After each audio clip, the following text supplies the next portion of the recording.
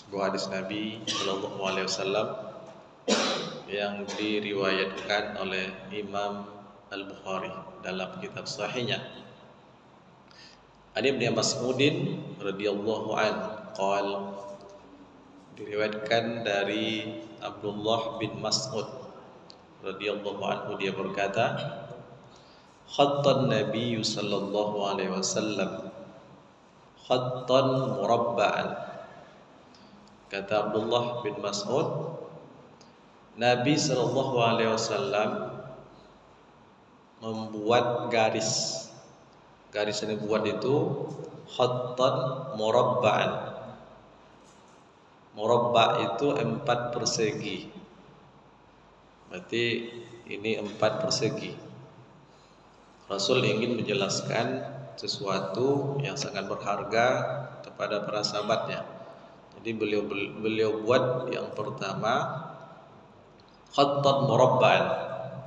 Nah, 4 persegi. Kemudian wa khattan fil wasati ila kharijin minhu. Kemudian dia buat garis yang kedua. Setelah membuat 4 persegi panjang tadi, dia buat satu garis. Satu garis yang terletak di tengah. Terletak di tengah, garis itu dia buat sampai keluar kepada garis persegi 4 tadi. Nah, kita bisa bayangkan. Jadi ada lagi garis yang ketiga. Garis yang ketiga itu khututan sighara. Dia buat garis-garis kecil-kecil di dalam peta 4 tadi, di samping garis dari tengah yang memanjang sampai keluar peta. Nah, itu perumpamaan yang dibuat oleh Nabi. Jadi sekali lagi ada 3 jenis garis yang disampaikan. Pertama khattan murabba'an, kelilingi. Kemudian ada khattan yang di tengah, dibuat garis itu sampai ke keluar peta tadi. Kemudian ada garis kecil-kecil di samping dari garis yang dibuat memanjang sampai keluar peta tadi.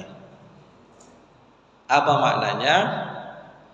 Kata Nabi, hazal insan, inilah manusia. Inilah manusia. Artinya diumpamakan manusia itu seperti garis peta tadi. Dalam kehidupan dunia ini seperti itulah manusia.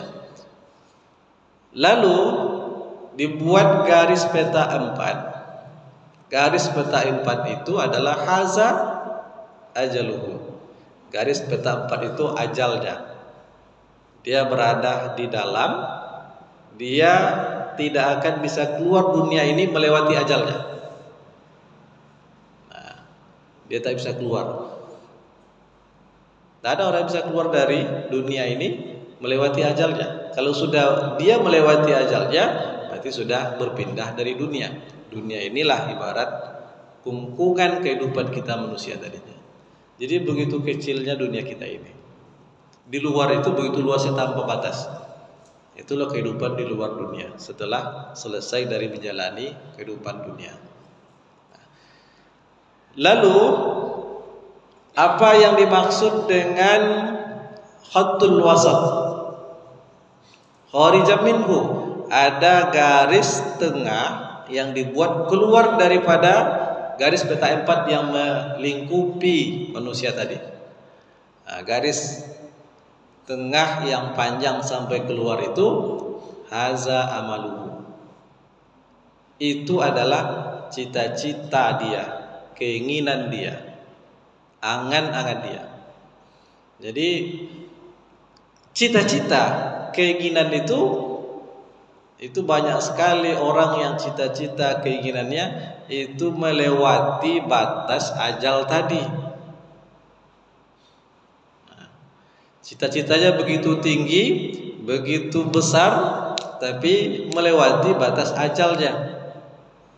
Orang tidak tahu seberapa kecil peta M4 tadi, apakah kecil atau besar, dan dia juga tidak tahu bisa mengukur seberapa panjang garis cita-cita itu dia gantungkan. Ini satu perumpamaan yang luar biasa. Jadi kita sudah dikungkungi oleh garis ajal tadi. Sementara cita-cita kita mungkin jauh ke depan yang kita tak bisa memastikan apakah sampai atau tidak. Itu garis cita-cita yang begitu jauh, padahal ajal belum tentu sampai ke sana. Kemudian garis yang ketiga, khutatan sighara. Rasul menggambar garis kecil-kecil di samping garis tengah tadi, dia buat garis kecil-kecil banyak. Apa arti garis kecil-kecil? Itu adalah al-a'rad. Dari kata aradun, a'rad di sini artinya hambatan-hambatan kehidupan. Hambatan-hambatan, masalah-masalah dalam kehidupan manusia itu akan begitu banyak dan tidak akan pernah berhenti sebelum dia sampai kepada batas ajalnya.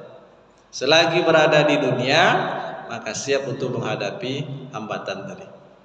Jangan berpikir hidup enak di dunia ini, karena tidak akan pernah lepas dari masalah.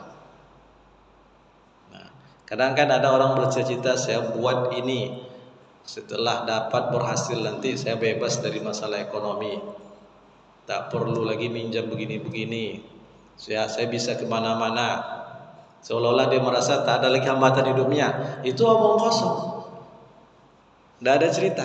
Siapapun orangnya, ketika dia sudah mendapatkan apa yang dia cita-citakan, dia buka perkebunan ini, buka usaha ini. Setelah dapat, masalah akan lebih banyak lagi. Takkan pernah lepas dari masalah. Dalam surat Al-Ankabut kalau tidak salah ini pertama, apakah manusia itu mengira mereka dibiarkan begitu saja ketika mereka beriman tanpa diuji? Tak ada cerita. Siap hidup, siap untuk diuji. Siap hidup, siap menghadapi berbagai macam masalah. Dan tak akan pernah selesai selama kita hidup, kecuali setelah ajal menjemput kita. Itu orang beriman. Kalau orang beriman, setelah ajal menjemputnya, selesai semuanya.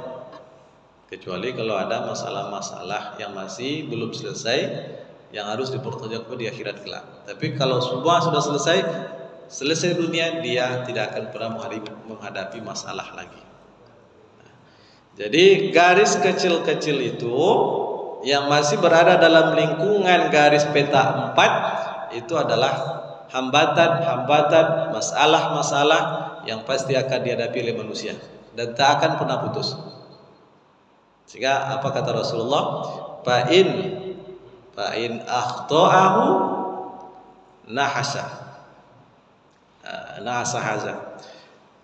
Fa'in akhta'ahu nahasa. Kalau hambatan ini selesai, ada lagi hambatan yang lainnya. Kalau yang lain juga selesai, ada lagi yang lainnya, dan tidak akan pernah selesai. Itulah model hidup kita yang sudah diatur oleh Allah dalam kehidupan dunia ini. Kadang hanya merasa enak, nikmat sesaat saja, tapi tak mengerti dengan hakikat yang sebenarnya. Dia merasa nikmat, padahal banyak dosa yang dia lakukan. Nanti di akhirat akan dilihat. Jadi ujian kehidupan dunia ini dari dua sisi. Ujian dari sisi kenikmatan, ujian dari sisi kesulitan. Dua-duanya seimbang. Dari sisi harta, orang diuji dengan kelebihan harta. Dari satu sisi lain diuji dengan kekurangan harta. Maka Allah gambarkan ada orang gagal paham ketika diberi banyak harta, gagal paham dengan harta itu. Ketika diuji dengan sedikit harta, miskin, gagal paham juga. Ini disebutkan dalam surat Al-Fajr. Apa kata Allah? A'udzubillahi minasyaitonirrajim. Fa ammal insanu iza mabtalahu rabbuhu fa akramahu wa na'amahu fa yaqulu rabbi akraman. Ini ceritanya orang kaya yang gagal paham. Maka adapun manusia apabila Tuhannya memberikan rezeki kepadanya, dia muliakan, dia berikan kekayaan, lalu dia mengira Tuhanku telah memuliakanku. Itu gagal paham. Orang yang diberi harta banyak, jabatan tinggi, kemuliaan dunia, dia merasa Allah memuliakan dia. Itu orang gagal paham. Seharusnya dia sadar itu ujian, dan itu ujian berat untuk keselamatan akhiratnya. Tapi karena dia merasa Allah memuliakan dia, dia tak berpikir lagi untuk akhiratnya. Yang penting sekarang dia dimuliakan Allah. Untuk akhiratnya dia akan lupa. Itu orang gagal paham. Yang miskin pun juga begitu. Wa amma iza mabtalahu faqadara alaihi rizqahu fayaqulu rabbi ahanan. Adapun orang yang disempitkan rezekinya oleh Tuhannya, oleh Allah, lalu dia mengatakan Tuhanku menghinakanku. Itu juga gagal paham. Jadi seimbang. Allah sudah menentukan dan Allah tahu orang ini layaknya hidup kaya. Kalau dia miskin nanti dia jadi orang durhaka. Allah sudah tahu. Maka dalam hadis yang sering kita baca, apa kata Allah dalam sebuah hadis qudsi? Inna min ibadi laman la yasluhu illa bil ghina wa in abqartuhu labasattu dina. Sesungguhnya ada di antara hamba-hambaku yang hanya layak aku hidupkan dalam keadaan kaya. Kalau aku miskinkan, sungguh aku merusak agamanya. Wa inna min ibadi laman la yasluhu illa bil faqri wa in agnaituhu labasattu dina. Tapi sebaliknya ada hamba-hambaku yang layak aku hidupkan hanya dalam keadaan fakir, dalam keadaan miskin. Kalau saya kayakan dia, berarti aku sudah merusak agamanya. Jadi Allah sudah tentukan ini batas rezeki yang menjadikan dia jadi orang baik. Kalau dikasih lebih dikit saja, itu dia akan jadi orang sombong, tak selamat agamanya. Ini orang ini harus dikasih lebih, harus kaya. Kalau dia miskin, dia akan jadi orang yang putus asa. Allah tahu itu. Kalau begitu, apa yang kita terima setelah kita berusaha maksimal, syukuri. Itulah rezeki yang Allah berikan, yang kita yakin betul ukuran rezeki segitu, itulah yang menjadikan kita menjadi orang baik. Kalau lebih atau kurang, mungkin tidak akan menjadi orang yang baik. Nah, inilah hadirin jemaah subuh yang dimuliakan Allah, mudah-mudahan bermanfaat. Assalamualaikum wa fatsum qarib wa basyiril mu'minin. Wassalamualaikum warahmatullahi wabarakatuh.